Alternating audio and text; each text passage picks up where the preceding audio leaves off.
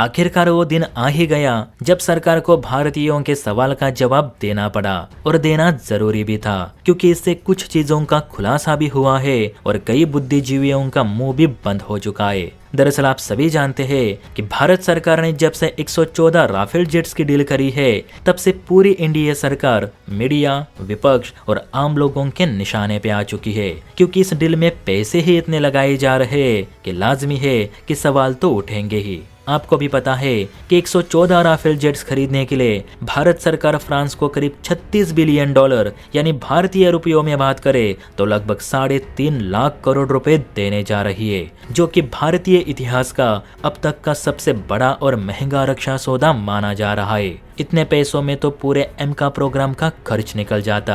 200 से ज्यादा तेजस विमान खरीदे जा सकते हैं। नेवी के लिए न्यूक्लियर पावर्ड एयरक्राफ्ट कैरियर तक बनाया जा सकता है। फिर भी हम 4.5 जनरेशन वाला राफेल ही क्यों खरीद रहे, जबकि फ्रांस इस डील में सिर्फ सीमित टेक्नोलॉजी ट्रांसफर, कम स्वदेशीकरण और सोर्स कोड भी नहीं दे रहा, जिससे राफेल को भारत अपने हिसाब से मॉडिफाइड भी नहीं कर सकता, जैसे कि आज के समय हम रशियन सुखोई जेट्स को कर रहे। तो सरकार की ऐसी भी क्या मजबूरी रही कि बिना किसी टीओटी या सोर्स कोड के इतनी महंगी डील की जा रही है? इसका सरकार हमें जवाब जरूर दे। तो इसी बात पर रक्षा मंत्रालय ने भी अपना पक्ष रखा है।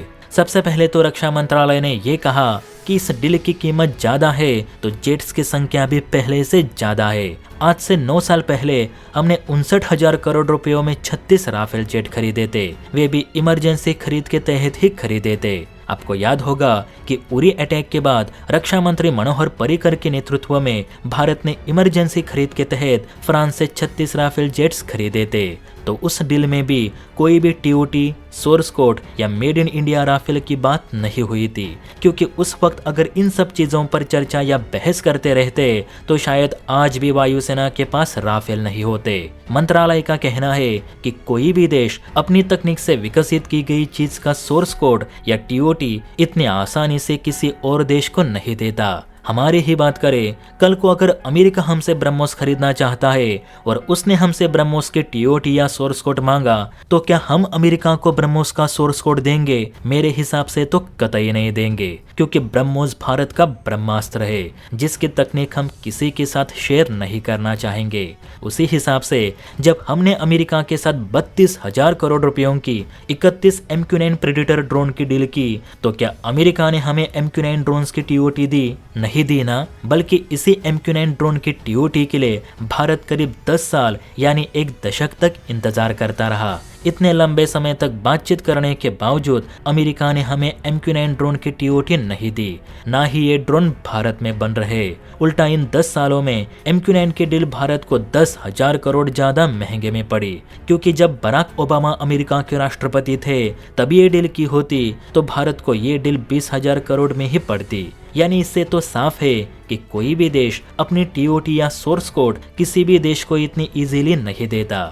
अब रूस हमें सुखोई का लाइसेंस इसलिए दे रहा है क्योंकि रशिया के हथियार ज्यादातर देशों में बैन है, जिससे वो किसी और देश को बेच नहीं पाता।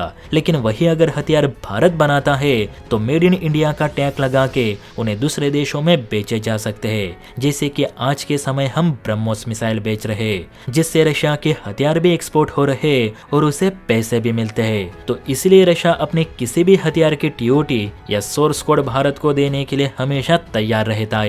तो इस हिसाब से देखें तो जिस कीमत में हमने 36 राफेल 2016 में खरीदे थे, तो उसी कीमत में हम 114 राफेल जेट भी खरीद रहे। कीमत इसलिए ज्यादा लग रही है क्योंकि पिछले 9 साल में महंगाई काफी बढ़ चुकी है। साथ ही अंतर्राष्ट्रीय हथियार बाजार में कीमतें भी तेजी से ऊपर आई है क्योंकि डॉलर का भाव बढ़ा है। दूसरी बात रक्षा मंत्रालय ने यह बताई कि हम किसी मजबूरी में डील नहीं कर रहे, तो वायुसेना की गिरती स्क्वाड्रन को बचाने के लिए ये डील की जा रही है। वायुसेना के पास इस समय लड़ाकू विमानों की गंभीर कमी है। 30 स्क्वाड्रन से हम चीन पाकिस्तान के साथ 2 फ्रंट की लड़ाई नहीं लड़ सकते। चाइना लगातार अपने एयरबेस और फाइटर फ्लीट को मजबूत कर रहा है, तो वही पाकिस्तान भी अपनी वायुसेना को अपग्रेड कर रहा है। ये दोनों देश आधुनिक जेट्स को अपने बेड़े में शामिल कर रहे, जिन्हें देख वायुसेना के पास भी अच्छे खासे फाइटर जेट्स होने अनिवार्य है। अब F-35 और SU-57 के बढ़िया ऑफर्स मिलने के बावजूद राफेल ही इसलिए खरीदे जा रहे क्योंकि राफेल पहले से भारतीय वायुसेना में इंडेक्टेड है। भारत की विशेष परिस्थितियों जैसे कि हिमाचल और रेगिस्तानी इलाके में ये जेट खरा उतरा है। राफेल डील में लोकल प्रोडक्शन, 30% इंडिजिनस कंटेंट और MRO फैसिलिटी भी भारत को दी जा रही है। प्लस राफेल को भारतीय वायुसेना विशेष रूप से F-35 से ज्यादा पसंद करती है और इसकी सर्विस, मेंटेनेंस, स्पेयर पार्ट्स सब F-35 से सस्ता है। मतलब राफेल का लॉन्ग टर्म कॉस्ट बेहतर है क्योंकि भारत के पास पहले से सपोर्ट सिस्टम है। F-35 को स्ट्रेटेजिक ऑटोनॉमी की वजह से रिजेक्ट कर दिया गया क्योंकि अगर भारत F-35 लेता तो काटसा सैंक्शन का रिस्क बढ़ जाता। ऊपर से F-35 का मेंटेनेंस कॉस्ट बहुत ज्यादा है। जहां राफेल की फ्लाइट कॉस्ट 25 लाख रुपए प्रति घंटा है तो वही F-35 की फ्लाइट कॉस्ट 35 से 40 लाख रुपए प्रति घंटा तक बताई जाती है।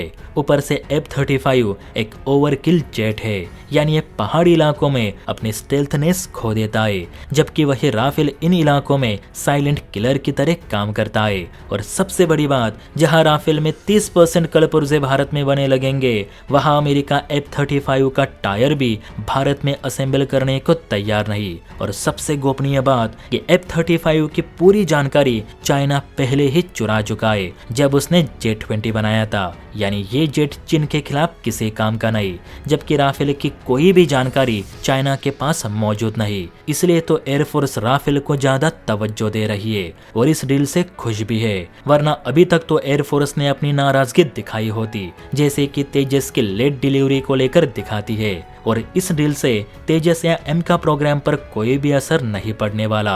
ये दोनों ही प्रोग्राम अपने तय शेड्यूल के मुताबिक चलते रहेंगे। रक्षा मंत्रालय ने साफ कहा है कि ये डील सिर्फ वायुसेना की कम होती फाइटर स्क्वाड्रन को बचाने के लिए की जा रही है, न कि कोई तकनीक हासिल करने के लिए, क्योंकि अगर TOT के पीछे पड़े तो और 2 साल एयरफोर्स को कुछ नहीं मिलेगा। आपको याद होगा कि भारत सरकार ने MMR से टेंडर निकाला था, जिसके तहत 114 लड़ाकू विमान खरीदे जाने थे, वे भी फुल TOT के साथ।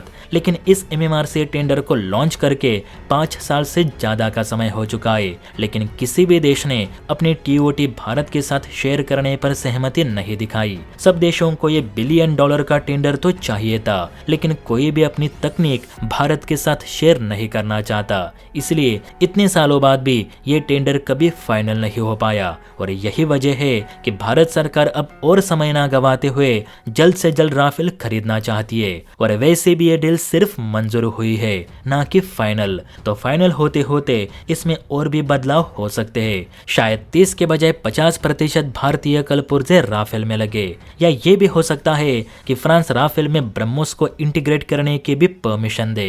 ये सब बातें डील फाइनल होने के बाद ही पता चलेंगी। तो हमें भी पेशेंस रखने चाहिए, क्योंकि अभी तक कोई भी प्रेस रिलीज इस डील को लेकर जारी नहीं हुई, और जब तक सरकार की ओर से कोई प्रेस रिलीज जारी नहीं होती तब तक कोई भी फाइनल डिटेल सामने नहीं आती। ये सब मीडिया के कयास है। बाकी आप बताइए कि भारत सरकार 114 राफेल जेट खरीदकर सही कर रही है या पैसे बर्बाद कर रही है? हर एक अपनी राय कमेंट सेक्शन में जरूर दे। और हाँ, वीडियो अच्छी लगी हो तो बेल आइकन प्रेस करके चैनल को लाइक एंड सब्सक्राइब जरूर करें। जय हिंद।